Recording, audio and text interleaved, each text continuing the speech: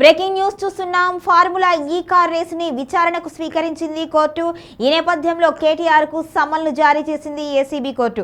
July 31వ తేదీన విచారణకు హాజరు కావాలి అని సమన్లు జారీ చేసింది. మొత్తానికైతే కేటీఆర్, అరవింద్ కుమార్, బిఎల్ఎన్ రెడ్డికి ఏసీబీ కోర్టు సమన్లు జారీ చేసింది. జూలై 31వ తేదీన విచారణకు హాజరు కావాలి అని ఏసీబీ కోర్టు ఆదేశాలు జారీ చేసింది.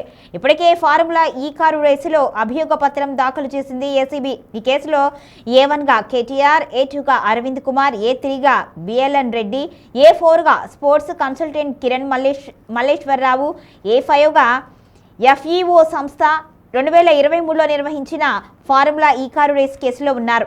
ఇక విదేశీ సంస్థకు డబ్బులు చెల్లించారు అని కేసు నమోదు చేశారు. మొత్తానికైతే దీనికి సంబంధించి కేటీఆర్ కూడా తీవ్రమైన అభ్యంతరం వ్యక్తం చేశారు.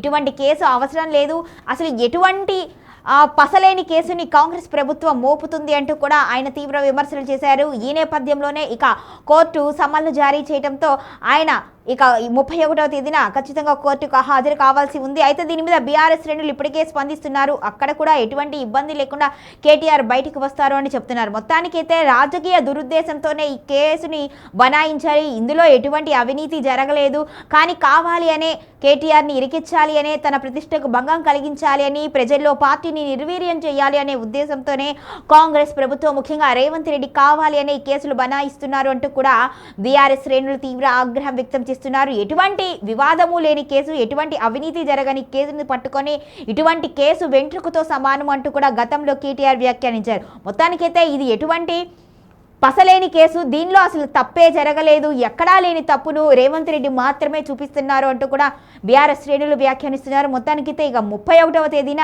విచారణకు హాజరైన తర్వాత మరి కోర్టు ఏం చెప్తుంది అనేది కూడా ఆసక్తికర పరిణామంగా మారింది.